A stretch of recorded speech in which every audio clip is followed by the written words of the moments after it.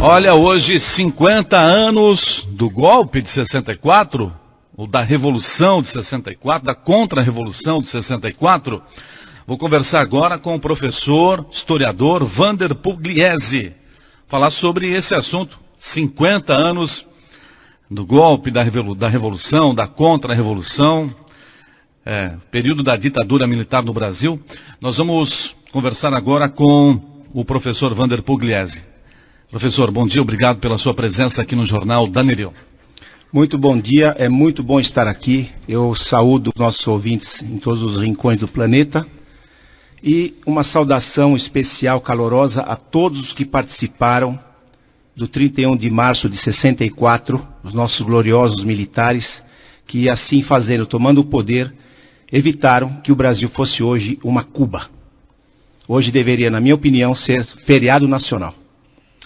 Bom, na opinião do senhor, então não foi golpe. Qual é a leitura, a interpretação que o senhor faz, então, desse acontecimento histórico na vida do Brasil, em 31 de março de 64 a 50 anos? Nós chamamos de contra-revolução porque no governo Jango, João Goulart, já havia uma revolução capitaneada através de Cuba para transformar o Brasil num país socialista. E então a ação dos militares tomando o poder, nós nem podemos chamar de golpe, porque nós vamos ver agora a história dos presidentes militares. Houve eleição. Todos os generais que nos governaram foram eleitos pelo Congresso Nacional. Então, golpe não é a palavra mais correta. Contra-revolução seria o mais correto. Com apoio, na época, de 99,99% da população brasileira. Isso tem que ser bem claro. Só um jornal do Brasil, o jornal Tribuna da Imprensa, sustentava o governo Jango. Toda a imprensa nacional aplaudiu a tomada de poder pelos militares. Isso tem que ser bem lembrado, porque a maioria dos que estão nos ouvindo não viveram isso, não sabem, não estudaram isso. Isso não é passado para nós nas escolas, né? A maior parte da imprensa, do empresariado, da população apoiaram. Total. Pediram para os militares tomarem o poder nas famosas marchas que aconteceram naquela semana anterior. Em São Paulo, 500 mil pessoas nas ruas. Rio, Belo Horizonte e outros lugares com marchas menores. Houve um pedido para que os militares acabassem com a bagunça, que o governo Jango, o Jango era um patife. E o governo Jango tem uma média de 2 greves dia no país todo. O país estava paralisado, mais ou menos como você está vendo no panorama de hoje, invasões de terras, né, o cidadão decente acuado em casa, criminalidade solta. Então, o golpe militar, o chamado golpe militar, foi aplaudido pela imprensa. Como eu disse, só um jornal no país todo não apoiou, e pela população quase maciça. Então, isso dá legitimidade aos militares. E como é que, vamos tentar entender um pouco melhor, por que o Exército decidiu tomar o poder no país? Como é que foi arquitetada essa ação? João Goulart, o presidente João Goulart, que na verdade não era presidente, estava presidente, ele era vice do Jânio Quadros, que tinha renunciado em 61. João Goulart ele era da ala esquerda do PTB na época. O PTB na época seria hoje o nosso PT, alguma coisa assim, radical de esquerda, né? E ele estava tomando providências que mostravam claramente que o Brasil ia virar um país socialista. Por exemplo, no dia 13 de março de 64, no famoso comício da Central do Brasil, ele anunciou a estatização de 5 refinarias particulares no Brasil. Ele anunciou a estatização, o desapropriamento de todas as terras ao redor de rodovias, ferrovias e açudes. E o desapropriamento de propriedades particulares de imóveis que estariam abandonados. Quer dizer, isso aí é uma atitude criminosa. Um governo não pode fazer isso contra o cidadão. Só que, claro, a radicalidade da esquerda apoiou esse tipo de ação. E isso assustou muito a classe média, não é? E também nesse discurso, nesse comício famoso na Central do Brasil, ele anunciou a pressão contra o Congresso Nacional para que houvesse uma aprovação das reformas que o governo propunha. Ele queria dar voto aos analfabetos, ele queria criar cotas nas universidades para pobres, aumentar os impostos, e isso tudo deixou a classe média empolvorosa. Isso dia 13. Dia 19 foi o dia das famosas marchas da família com Deus pela liberdade, através das grandes capitais do Brasil. E dia 30 portanto ontem 50 anos, foi a gota d'água, como se diz. Ele participou, ele esteve presente numa assembleia no Automóvel Clube do Rio de Janeiro, de uma greve de cabos e soldados da Marinha. Ora, greve no vocabulário militar não existe. Militar não pode fazer greve, é motim. É uma insubordinação inaceitável. E ele participou da assembleia de cabos e sargentos grevistas, desafiando o alto comando das Forças Armadas, e apoiou o movimento no comício dele, no discurso dele. Ao final, ele foi agarrado e jogado para cima, como se fosse uma gincana escolar. Isso aí é uma coisa absurda, inaceitável. Então, nessa noite de 30 para 31, os militares que já estavam aceitando essa quebra da hierarquia da ordem nacional, estavam, na minha opinião, aceitando demais, estava demorando para tomarem uma providência. O grande general Olímpio Mourão Filho, em Juiz de Fora, resolveu às 4h30 da manhã de hoje, 50 anos, sair com as tropas e ir para o Rio de Janeiro para depor o presidente que estava no Rio de Janeiro. E aí aconteceu esse golpe sem se dar um tiro, por isso que é um golpe meio fraudulento, porque não é golpe, essa palavra é errada. O presidente, sabendo que o exército estava em parte contra ele, decolou do Rio, foi para Brasília, de Brasília foi para Porto Alegre, e no dia 2 de abril fugiu para o Uruguai. Então ele abandonou o cargo, ele abandonou o posto dele. Por isso que a palavra golpe, ela é errada.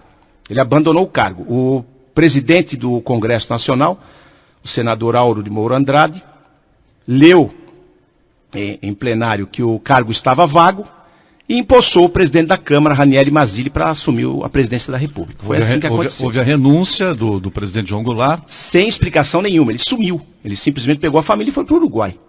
Isso, e aí a tomada do poder se deu no Brasil sem um tiro. Sem disparar um tiro, sem problema nenhum. Realmente as tropas se encontraram na Via Dutra. Ainda alguns militares relutaram em entender que deveriam tomar aquela atitude. E no fim acabou todo mundo voltando para casa e o país então entrou numa era de ouro. Com certeza, de Cabral até a Dilma, hoje, o governo militar foi o melhor de todos os governos da história do Brasil. Bom, vamos lá então. Que características a gente pode comentar aqui desse modelo de regime militar durante esse período de 64 a 85? Houve um ataque à liberdade de imprensa. Sim. Houve também repressão aos opositores. Opositores armados. Armados. Sim. Vamos lá, então, nos enumere, professor, as principais características desse modelo de governo do período do regime militar. Perfeito.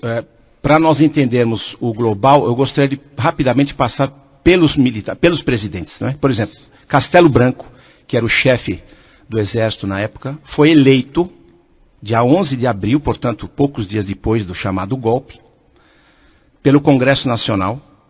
Ele ganhou 361 votos contra 3 votos de Juarez Távora e 2 votos do Eurico Dutra, que já tinha sido presidente do Brasil. Então teve uma eleição totalmente democrática, 3 candidatos se apresentaram e o Castelo Branco foi eleito com 361 votos, assumindo o governo. Em 66, Costa e Silva foi eleito com 294 votos contra 41. Em 69, o general Médici foi eleito, também pelo Congresso Nacional, por 393 votos contra 75. Em 73, o general Geisel foi eleito pelo Congresso Nacional, 400 votos contra 76. E esses 76 foi para aquele Ulisses Guimarães, famoso na história do Brasil. Foi derrotado, uma derrota acachapante. Em 78, o último general, o Figueiredo, foi eleito com 355 votos contra 226 de um outro general apoiado pelo então MDB. Então nós temos aqui 5, na verdade, ex-generais, porque você não tem uma fotografia dos presidentes de farda. Eles, na verdade, iam para a reserva antes de serem candidatos. Você, na América Latina, você tem toda a história dos generais tomando poder com farda, né, com aquele aparato todo. Não, nossos presidentes eram ex-militares, na verdade, todos eles de paletó e gravata, e foram eleitos pelo Congresso Nacional. Isso não caracteriza uma ditadura. Não é? em 85, foi eleito também pelo Congresso Nacional Tancredo Neves, e todo mundo chama isso de democracia. Foi eleito Tancredo Neves em 85, no mesmo modelo que os 5 ex-generais. Então já começa por aí, essa palavra ditadura não combina. Bom, o que aconteceu depois da tomada do poder pelos militares? Essa esquerda que estava tentando cubanizar o Brasil e foi destronada. Cubanizar o Brasil? Cubanizar. Se os militares não tivessem tomado o poder, hoje você estaria vivendo um país como Cuba. Um país miserável, arrasado, com um governo sanguinário, uma ditadura sanguinária, que pode tudo e tem tudo. Você sabe que Cuba é uma favela, em Cuba não tem papel higiênico, em Cuba não tem água potável, em Cuba não tem creme dental. E tem gente que até hoje repete, por ter ouvido, que Cuba tem a melhor medicina do mundo. Isso é uma coisa hilária. A melhor medicina do mundo só pode estar em países ricos, modernos, não é? Então, nós temos que agradecer que eles tomaram o poder e evitaram a cubanização do Brasil em 64. Ora, esses que foram derrotados resolveram então pegar em armas para desestabilizar e derrubar o governo, financiados por Cuba, que estavam, através de Moscou, treinados em Cuba, guerrilheiros, jovens, aliciados por professores, por agentes a soldo de Cuba, iam a Cuba, treinavam, eram armados, treinados e viraram guerrilheiros, terroristas, verdadeiros terroristas. E resolveram então se levantar contra o governo a partir de 66, quando explodiu a primeira bomba no aeroporto de Recife, em Guararapes, matando 2 e ferindo gravemente mais 15 pessoas. Colocaram lá uma bomba dentro de uma mala e assim começou a luta armada, que foi derrotada em 74. Portanto, nós tivemos aí 8 anos de luta armada contra o governo. Hoje, esses que sobraram vivos, dizem que estavam lutando pela liberdade democrática contra a ditadura. Isso é um absurdo. Cuba é uma ditadura sanguinária, não iria financiar um movimento democrático. E outra, se eles quisessem realmente lutar pela democracia, havia uns meios, eles iam se candidatar pelo partido de oposição e entrar no sistema democrático de eleições. Eles eram todos comunistas, queriam implantar no Brasil uma ditadura comunista no modelo cubano, e o governo foi pego de surpresa. Demorou 3 anos para o governo se estabilizar, entender o que estava acontecendo, porque se sucederam a partir dessa bomba em Recife, assaltos a bancos, sequestros de embaixadores, inclusive. E nessa ação de 8 anos desses guerrilheiros, desses bandidos sanguinários, desses monstros, matando civis, matando pessoas que não tinham nada a ver com nada. Imagina você colocar uma bomba no aeroporto para matar pessoas que não sabem nem o que está acontecendo. Isso é um crime hediondo. Deveria ter sido, na época, o governo deveria ter instalado a pena de morte para essas pessoas serem eliminadas. Muito bem, o que o governo fez? Ele criou os famosos DOI-CODE. Um órgão, que eram 10 no Brasil inteiro, montado por militares do Exército, das Forças Armadas e por policiais das polícias estaduais e da Polícia Federal, para combater essa guerrilha, esse terrorismo. E baratíssimo saiu esse combate. Nós temos, nos 8 anos de combate, mais ou menos 500 mortos de ambos os lados. E eles, então, evitaram, de novo, a tomada do poder pelos comunistas. Na verdade, na história do conflito humano, nunca tantos deveram tanto a tão poucos. Essa frase não é minha, essa frase é da Segunda Guerra Mundial, do Winston Churchill, mas ela não se encaixa, como se encaixa tão perfeitamente, nessa ação do DOI-CODE, quando nunca tantos deveram tanto a tão poucos. Eram 500 homens do Exército, mais ou menos mais uns 1.000 militares dos estados, das polícias militares estaduais, que enfrentaram esses guerrilheiros com muita capacidade e exterminaram a guerrilha, deixando o Brasil, então, livre de ser, de novo, um país socialista. Veja só, o governo colombiano não conseguiu se livrar dos guerrilheiros, e hoje as Farc, que são esse grupo, estão dominando mais da metade do país e já mataram mais de 50 mil pessoas. Então, o modelo brasileiro foi realmente esplêndido. Professor, agora, então, as torturas que aconteceram, era obra de grupos radicais do Exército ou era realmente uma política de Estado? 95% dos que se dizem torturados são mentirosos. deve ter acontecido alguma coisa, alguma tortura. E por que mentirosos? Porque hoje, a partir do governo Fernando Henrique Cardoso, isso está rendendo indenizações muito milionárias. Imagina, só o governo Lula pagou para esses ditos perseguidos 5 bilhões de reais do teu dinheiro, do nosso dinheiro, a esses ditos perseguidos. Não é? Então, tem que ir com muita calma nessa história. Os terroristas mataram 120 pessoas e feriram brutalmente 354. E, segundo a comissão dos perseguidos, 358 pessoas foram mortas ou desapareceram durante esses combates contra a esquerda armada. Ora, é claro que numa guerra, alguma injustiça pode ter sido cometida, não é? Agora, não era política de governo, não era política de Estado, e, como eu disse, se é uma guerra, você tem aqui um guerrilheiro preso, você vai ter que fazer um interrogatório. Toda a informação que você retirar dele vai salvar vidas em ações posteriores. Então, provavelmente, alguns levaram alguns tapas na cara e levaram, não é, uma pressão para contar o que sabiam. Isso não tem nada demais. Olha, eu estou conversando hoje aqui no Jornal da Nereu com o professor, historiador Wander Pugliese. Estamos falando sobre a tomada do poder pelos militares em 64, faz 50 anos, né, deste acontecimento. Converso com o professor, historiador Wander Pugliese. Professor, eu estava tão ansioso em falar sobre a tomada de poder pelos militares em 64 que até não comentei com o senhor. O senhor é de São Paulo, né? Mas já está aqui na nossa região há muito tempo. Sim, eu nasci na capital paulista e conheci Blumenau em 76, fiquei encantado, me senti na Europa.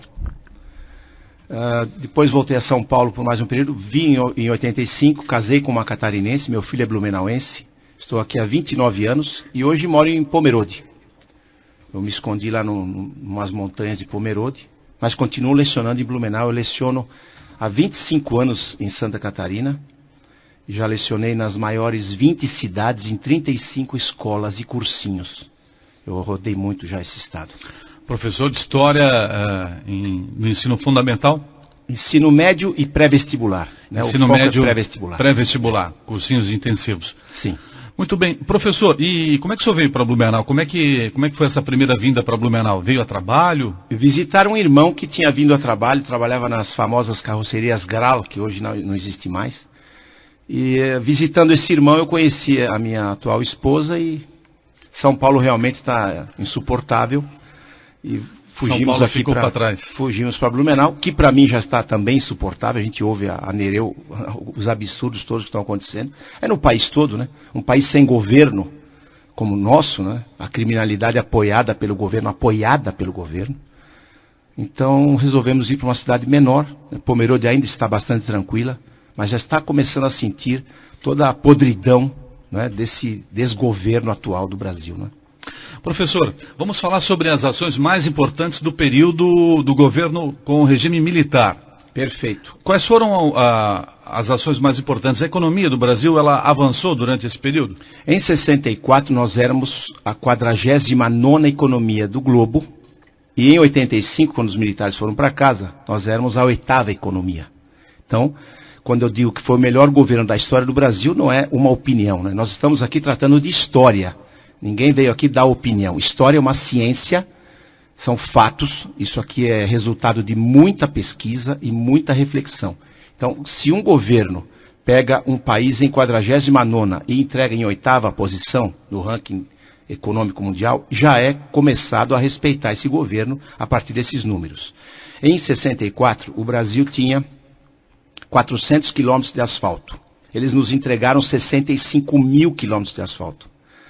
Eles criaram a Embrapa, em 71, o grande presidente Médici, que na minha opinião foi o melhor dos 5. A Embrapa é hoje responsável pelo Brasil ser hoje o maior exportador de alimento do mundo. O Brasil só não quebrou hoje porque está exportando commodities, né, as carnes todas, e os grãos, o açúcar, o café. O Proálcool foi criado por eles. Teríamos horas para falar de tudo que eles fizeram de bom. Eles criaram a Polícia Federal que não existia, o SNI que não existia, o Banco Central que não existia. A Polícia Rodoviária Federal foi criada pelos militares. Eles criaram a Embraer, que é uma das melhores fábricas de aviões do mundo, não é? Técnica brasileira, fantástica, que foi depois privatizada por Fernando Henrique. A Engesa, na época, exportava carros blindados para outros países. Nós fomos realmente um país respeitado nos anos 70. Nós tínhamos a maior produção naval do mundo. E só o governo Médici construiu 15 hidrelétricas, depois Geisel construiu Itaipu e Tucuruí, e hoje nós temos energia elétrica, não há dúvida nenhuma, por causa dos militares. Então, ali é mais ou menos isso que nós tiramos de melhor que eles fizeram, não é? O Brasil, então, saltou na economia, realmente uma coisa fantástica. E isso tudo está sendo esquecido, né? Não, teve esses pontos importantes, mas teve também, no início dos anos 80, a disparada da inflação, que o governo não conseguiu controlar. Perfeito. A dívida externa brasileira aumentou bastante. O governo militar pegou o Brasil com 3 bilhões de reais, dólares em dívida em 64 e entregou com 105 bilhões. Mas se você descontar disso, as grandes obras, as estradas todas que cortaram esse país, o sistema do Mobral, que eu me lembro agora, de alfabetização, né, via rádio, essas empresas todas, a criação de emprego, né, a viabilização da infraestrutura nacional e também os 2 choques do petróleo que os militares sofreram. O Brasil sofreu muito em 73, a partir de 73 e 79, com 2 choques do petróleo. Por isso que o governo Geisel teve que criar o Proálcool. Hoje é um orgulho nacional, né? Nós temos álcool em qualquer esquina desse país para você fazer os motores funcionarem. Tudo isso fez com que a dívida externa saltasse. Só que depois que os militares saíram do poder, nenhuma obra mais você viu nesse país inteiro. E hoje a dívida externa são 320 bilhões de dólares e a dívida interna impagável passou já de 2 trilhões de reais. Portanto, hoje nós temos mais dívida e desemprego, quebradeira nacional e obra que é bom nada. Que obra que você me aponta de 85 para cá? O Gasbol, o gasoduto Brasil-Bolívia, que é um tiro no pé, ninguém mais está usando, isso aí é impagável. A duplicação da São Paulo-Florianópolis, não termina nunca isso aí. E mais nada. O governo atual não está cuidando do asfalto que recebeu em 85 do governo militar. O Brasil está quebrado, verdadeiramente o Brasil está quebrado. Por isso que muitos jovens brasileiros estão nos abandonando, estão indo embora. Você vê que quantos milhares e milhares por ano estão indo embora do Brasil, porque o Brasil não está mostrando a eles um futuro interessante, um horizonte que os prenda aqui. Agora, professor, deixa eu lhe perguntar, o senhor nos disse no início da entrevista que a tomada do poder pelos militares em 64 teve o apoio do empresariado, de boa parte da população, da imprensa também. E aí como é que se deu o processo de movimento, do processo para o movimento das diretas já, da redemocratização do país? Porque milhões de brasileiros foram às ruas encampar a bandeira do movimento Direta Já. Por que isso aconteceu? É muito simples de entender. Devido a esses 2 choques do petróleo e a inflação, que não tinha como ser controlada, parte do Brasil, parte da população começou a ficar insatisfeita com o governo. E a população, ela é sempre guiada pela grande mídia nacional, que aliás não é nacional, né? Nós temos que entender que Veja, Globo, Time Life, são grupos estrangeiros que fazem a opinião pública. A opinião pública é uma coisa que não existe, ela é formada pela imprensa. Então, a grande imprensa que apoiou o golpe, que apoiou o chamado golpe, eu não chamo de golpe, mas a gente é obrigado a chamar de golpe, ditadura, essa grande imprensa que apoiou os militares no começo, começou a reprová-los a partir dos anos 70, quando acabou o AI-5. Em 78 acabou o AI-5, voltou a liberdade plena de expressão, e essa mesma imprensa começou então a criar na cabeça das pessoas, principalmente dos mais jovens, uma visão que os militares realmente foram um péssimo governo, e essas pessoas começaram a ficar, os mais jovens sobretudo, insatisfeitas com o governo, numa ilusão criada, né, de que votar para presidente é uma coisa boa. E parece que não é, porque uma população que elege uma figura igual o Lula, já está provando que essa teoria está falha. Um homem que nunca trabalhou e nunca leu um livro, não pode governar um país do tamanho do Brasil. Então isso prova que o voto direto não deu o resultado esperado. Então as diretas já foram reprovadas pelo Congresso Nacional na época, e a eleição do Tancredo Neves de vice Sarney foi feita como foram feitas as eleições dos generais, dos 5 generais, pelo Congresso Nacional. Então as diretas já foi uma grande ilusão, a população foi para as ruas, e a eleição foi indireta. Isso não mede capacidade do candidato, né? Os Estados Unidos, que inventaram esse modelo, o fazem desde 1787. Nenhum presidente dos Estados Unidos, desde 1787, foi eleito pela população americana. Lá também é o Congresso que elege o presidente. E lá não é ditadura, pelo menos nunca chamaram os Estados Unidos de ditadura. Ora, por que aqui, que foi feito do mesmo modelo, é chamado ditadura? Talvez porque durante alguns anos teve controle, né, uma certa censura na imprensa, ficou essa imagem, né? Talvez esse foi o erro dos militares, de fazer essa censura, né? Mas eu me lembro muito bem que nós tínhamos famílias sadias. Uma parte da censura, ela é muito positiva, porque você tem hoje, em qualquer televisor, cenas de violência e sexo às 4 horas da tarde. Isso é inadmissível. Então, qualquer pessoa que tem um pouco de inteligência e é pai, é chefe de família, é mãe e trabalha, né? Não recebe bolsa do governo, não depende do governo, ela é contra essa liberalização geral da chamada, né, liberdade de imprensa. Liberdade de imprensa, na verdade, não existe. Isso é esculhambação. Isso nós não tínhamos.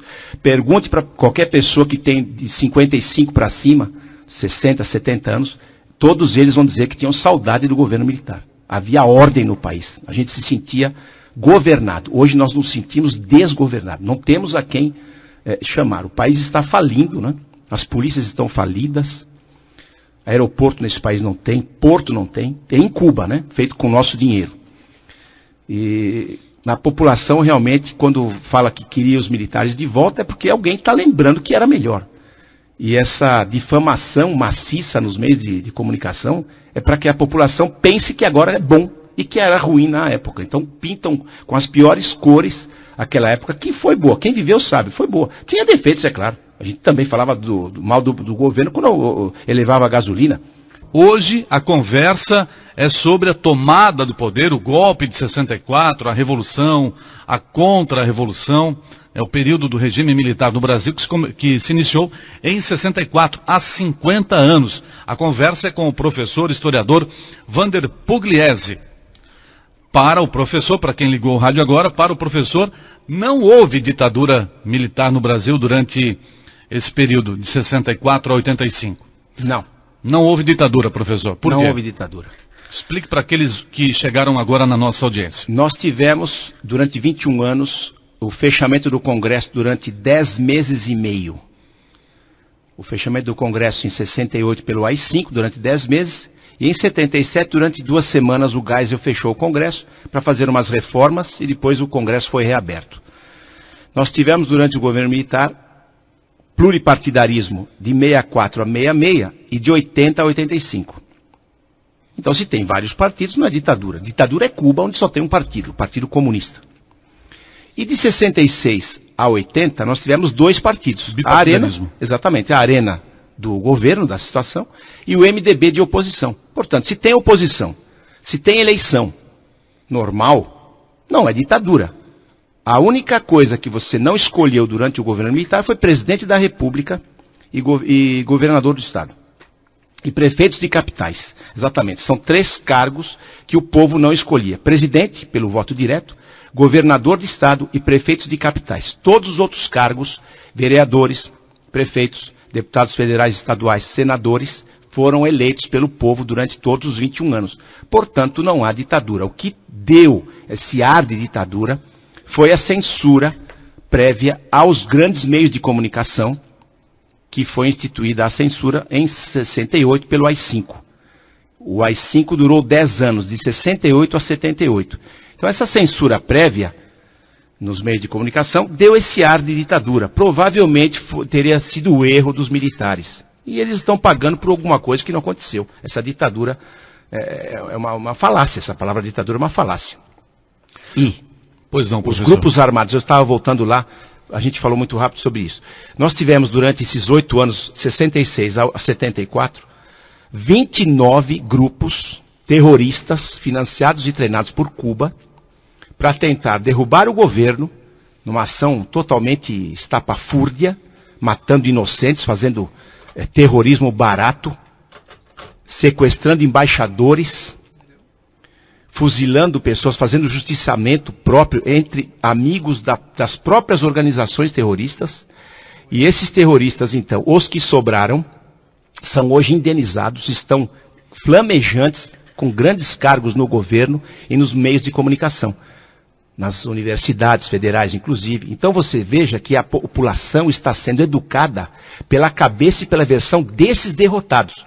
É a única oportunidade que eu conheço na história dos derrotados contarem a história. Geralmente você vê na Segunda Guerra Mundial, quem conta a história são os vencedores. No Brasil, há uma inversão. Os derrotados estão contando a história. E a história mentirosa deles. Qualquer pessoa que tenha o desprazer de conhecer um sujeito desse, que hoje se diz perseguido, vai pensar que durante 21 anos houve uma perseguição generalizada e tudo mais. Coisa nenhuma. Quem cuidou da sua própria vida, quem foi trabalhar, quem foi estudar, não teve problema nenhum. Pelo contrário, foi protegido pelas ações do governo.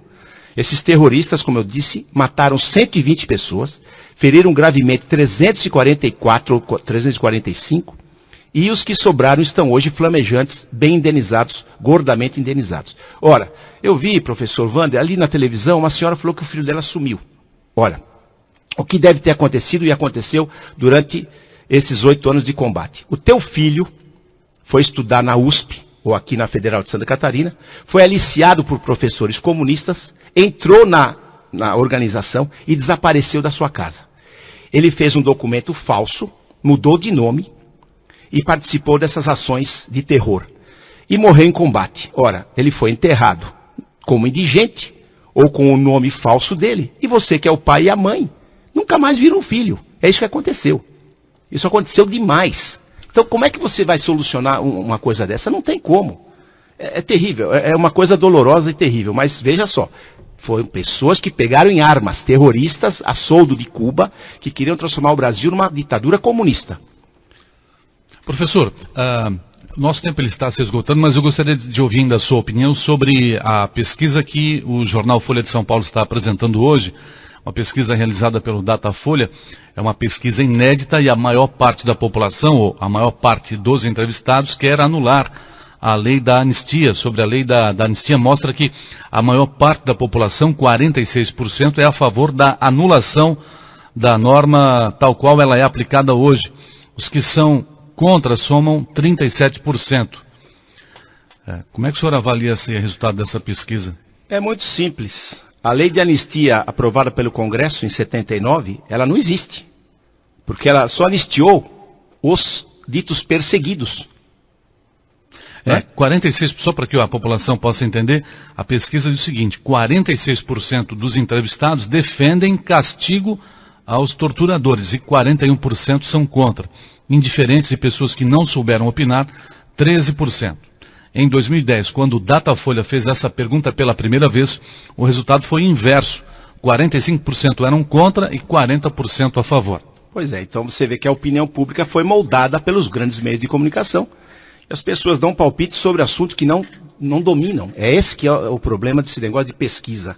As pessoas dão o seu palpite, que é palpite, não é uma opinião baseada em fatos científicos, né, em ciência, em conhecimento de causa.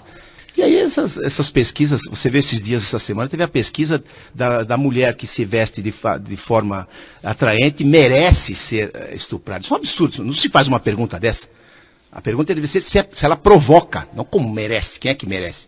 Então essas pesquisas só estão mostrando isso. Os governos militares foram extremamente difamados, tudo que eles fizeram de bom, toda a riqueza que eles trouxeram ao Brasil foi esquecida, e por causa dessa ação armada de terroristas a soldo de Cuba, a imagem deles foi queimada e a população então quer que eles sejam punidos. Agora, a lei de anistia, a anistia aprovada pelo Congresso Nacional em 79, ela perdoa crimes políticos de ambos os lados.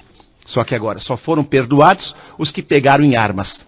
Os militares que fizeram a sua obrigação de combatê-los são perseguidos. Isso é um absurdo. Uma lei dessa tem que ser rasgada. Professor, para a gente fechar a sua participação hoje aqui no Jornal da Nereu, como é que seria o Brasil se os militares ainda estivessem no poder hoje? Bom, os militares tomaram o poder em 64 com a intenção de rapidamente devolvê-lo aos civis. Só não devolveram devido a essa ação armada, que durou 8 anos, essa guerra, essa guerrilha, né, comandada por Cuba. Eles não queriam ficar tantos anos no poder e teriam entregue o país antes. Bom, vamos dizer que eles estivessem até hoje no poder. Com certeza o Brasil seria mais rico e muito mais seguro. E é o que a gente viu na época que eles estavam no poder. Não poderia ser diferente. Todos os 5 generais morreram com suas aposentadorias magras. Não havia corrupção nenhuma por parte de militares. Até hoje, a oposição não apontou um dedo de um soldado raso ao maior general. Né? Nós tínhamos realmente governos de pessoas extremamente honradas. O mais honrado, o mais inatacável de todos, com certeza foi o Médici, que é o mais difamado dos 5. O Médici recebeu como salário de presidente $724. E só isso que ele tirou da presidência da República. Esse dito operário, né, esse molusco que ficou no poder durante 8 anos, chegou em Brasília com 2 malas de mão e saiu com 11 caminhões. O senhor Luiz Inácio Lula da Silva e sua esposa e seus asseclas saquearam o Palácio do Planalto e o Palácio da Alvorada. Todas as obras de arte, os móveis, cristais, louça, talheres, eles levaram tudo embora para São Paulo. Isso é um crime, né? Que eu estou procurando, cadê o juiz, cadê o promotor que vai levantar? Está todo mundo, né, adorando esse homem, está todo mundo quieto, ele é o chefe do mensalão e ninguém aponta o dedo para ele. É o governo mais corrupto da história da humanidade.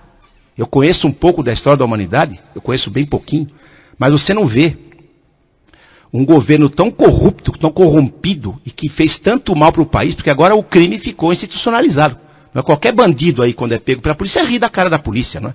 Isso foi culpa realmente a partir do governo desse molusco. Você vê governos terríveis que tiveram na história, o Stalin, por exemplo, acusado de matar 60 milhões de pessoas, ele fortaleceu o país dele e morreu pobre. Essa turma acabou com o nosso país e estão milionários. É uma coisa realmente terrível. Eu creio que o futuro do nosso país vai ser muito ruim mesmo, se essa turma não for desalojada do poder imediatamente. Ok. Professor, olha, o nosso tempo ele se esgotou. Eu quero agradecer a sua participação hoje aqui no Jornal da Nereu. Professor, que veio de Pomerode, né? Ele é de São Paulo, né? Natural de São Paulo, mas está aqui na nossa região desde meados de 70. Um pouco mais tarde, 85 foi definitiva. Meados de 70 quando o senhor veio a Blumenau. Eu comecei a vir para visitar, realmente. Isso. E aí, definitivamente, a partir dos anos 80. Perfeito. Professor Wander Pugliese falou conosco hoje aqui sobre o golpe de 64, ou a tomada de poder pelos militares em 64, aqui no Jornal da Nereu. Professor, obrigado pela sua participação, bom dia. Um bom dia a todos e salve 31 de março.